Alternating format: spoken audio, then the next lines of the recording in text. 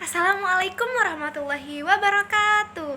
Apa kabar semuanya? Kita kembali lagi pada Learning Journal mata kuliah Public Speaking yang episode ke-11 apa 12 ya. Pokoknya kita semoga selalu diberikan kesehatan oleh Allah Subhanahu wa taala. Amin amin ya rabbal alamin. Sebelumnya alhamdulillahirabbil alamin wa bihi nasta'in ala umuri dunya waddin. Assalatu wassalamu ala asrofil anbiya'i wal mursalin wa ala alihi wa sahbihi ajmain. Amma ba'du. Pertama-tama dan yang paling utama, marilah kita semua panjatkan puji syukur kita kehadirat Allah Subhanahu wa taala yang telah memberikan kita semua nikmat sehat walafiat, nikmat iman dan Islam, sehingga kita dapat kembali melakukan learning journal public speaking yang episode ke-11 ini. Salawat serta salam tak lupa juga kita curah limpahkan kepada junjungan kita, pahlawan umat Islam, Habibina wa syafi'ina wa maulana Muhammad sallallahu alaihi wasallam, yang telah membawa kita dari zaman kegelapan hingga zaman terang benderang. Dan semoga kita sebagai umatnya diberikan syafaatnya di akhir zaman. Amin amin ya rabbal alamin. Dan yang terhormat pada Bapak Dr. Adi Kusuma selaku dosen pengampu mata kuliah Public Speaking, yang semoga beliau juga selalu diberikan kesehatan, rizki, dan juga kelancaran. Amin ya rabbal alamin. Nah teman-teman, balik lagi di Learning Journal Indah. Kali ini kita akan membahas materi yang telah dipresentasikan oleh kelompok 2 kemarin teman-teman, yaitu judulnya Demam Panggung, Kenali, Pahami, dan Atasi. Wah, judulnya sangat-sangat menarik nih teman-teman, karena demam panggung itu tidak jauh gitu dari kita-kita, relate banget gitu. Apalagi kita pemula gitu, masih belajar banget gitu caranya agar kita nggak demam panggung, nggak. Ya pokoknya mah, ayo dibahas teman-teman, check it out. Nah jadi teman-teman, sebelumnya Indah pindah ruangan dulu karena di kamar buram dan gelap. Kita di ruang tamu. Oke teman-teman, lanjut. Tadi kita bahas demam panggung, kenali, pahami, dan atasi. Nah kita kenali dulu, demam panggung itu apa sih teman-teman? Nah kemarin kelompok 2 sudah menerangkan bahwasannya demam panggung itu kecemasan, rasa takut, kegugupan, atau hambatan berbicara. Demam panggung karena ketika kita melakukan public speaking, jika kita menghambat atau terhambat karena rasa takut, cemas, gugup, panik, nah itu dinamakan demam panggung teman-teman. Jadi tadi apa demam panggung? Pinter. Nah teman-teman, karena demam panggung ini rasa cemas yang berlebihan gitu, sehingga kita kurang fokus lah, kayak apa ya, menyampaikannya gak teratur, gak terstruktur gitu teman-teman. Otomatis sangat-sangat merugikan kita gitu, dan juga penyebabnya pasti ada banyak gitu teman-teman. Kita bahas satu-satu.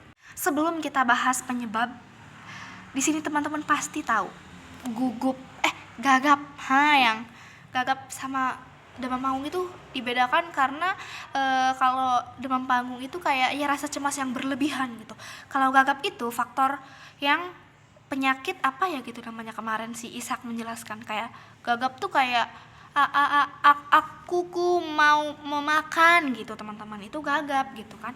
Tetapi jika demam panggung itu kayak pokoknya kita nggak pede aja gitu nyampainnya gitu, nyampain materi kita gitu teman-teman. Nah kemudian apa sih gitu penyebab yang ada sehingga terjadinya demam panggung gitu teman-teman? Yang pertama tentunya ada apa? Faktor genetik. Ya bisa saja gitu kita tidak terbiasa berbicara di depan umum karena faktor genetik kita gitu dari lahir gitu, sehingga kita kesulitan untuk melakukan public speaking dengan baik dan benar tanpa ada rasa takut dan gugup gitu teman-teman. Karena faktor genetik juga sangat-sangat mempengaruhi sekali gitu. Ini penyebabnya bisa jadi gitu teman-teman. Kemudian yang kedua ada pola asuh. bagaimana sih pola asuh ini indah? Nah, pola asuh itu ketika kita dari kecil gitu terbiasa dilatih oleh orang tua kita, atau bahkan kita sudah terlalu aktif atau bahkan sudah mempelajari berbicara di depan umum, berani gitu.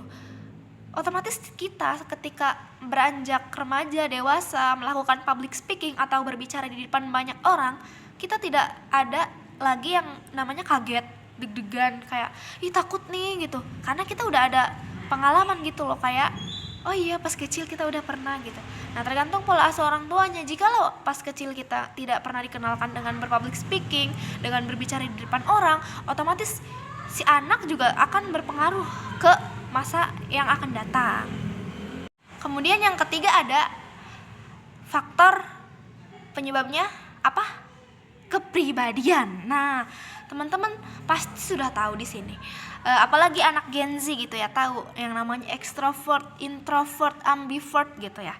Nah, jikalau kepribadian kita itu memang tertutup, susah berbaur atau bahkan sulit berbaur kepada orang baru atau bahkan beradaptasi gitu, itu akan menjadi penyebab salah satu demam panggung, teman-teman.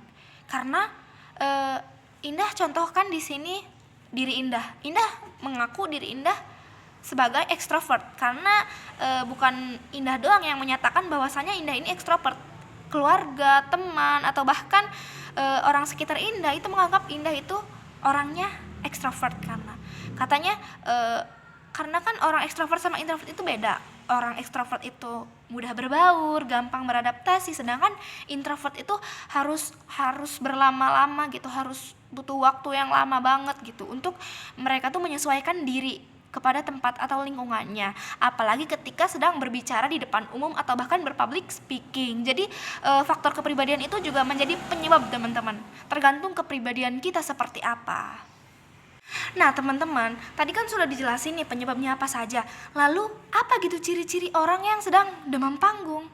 Seperti kebanyakan orang-orang, teman-teman, demam panggung itu seperti tangan gemetar, tangannya berkeringat, kemudian panas dingin, mules, sakit perut, kemudian mulutnya kering, kayak mau ngomong tuh susah gitu, kayak ada aja hambatannya gitu.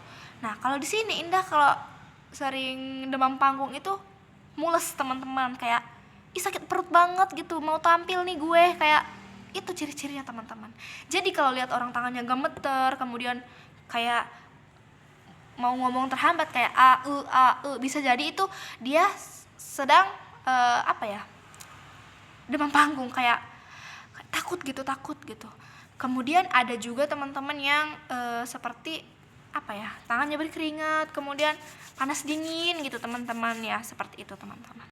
Nah, yang terakhir ada dampak dari kita terjadinya demam panggung. Demam panggung yang terjadi pada diri kita tuh ada dampaknya, teman-teman. Seperti yang pertama apa? Tidak percaya diri. Kitanya nggak pede gitu, teman-teman, ngomong di depan umum, karena kitanya kayak takut lah, cemas gitu, deg-degan banget gitu ya, deg-deg kayak mau copot jantungnya gitu kan. Itu, teman-teman, kayak dampak ke kitanya gitu. Kemudian hilangnya konsentrasi, teman-teman, dan hilangnya peluang. Kan peluang kita berbicara di depan umum tuh kapan lagi gitu, teman-teman. Dan cara mengatasinya ya seperti episode-episode sebelumnya, mengatasi demam panggung itu tidak jauh beda dari penguasaan materi, pelatihan berbicara, gestur, gaya bahasa, eye contact juga. Ya kan nih kata Bu Umdah ya, selaku dosen di salah satu fakultas dakwah, beliau memberikan ilmu bahwasanya ketika kita gugup, kita jangan melihat audiens, tapi lihatlah yang di belakang audiens, yang ujung. Jikalau kita sudah tidak gugup, baru lihat audiens lagi. Seperti itu saja, teman-teman. Nah, itu kayak sedikit trik gitu ya dari pengalaman Indah tersendiri. Dah, sudah cukup saja ya materi dengan pembahasan demam panggung. Kenali, pahami, dan atasi sampai sini saja. Kurang dan lebihnya mohon dimaafkan. Wassalamualaikum warahmatullahi wabarakatuh. Dadah.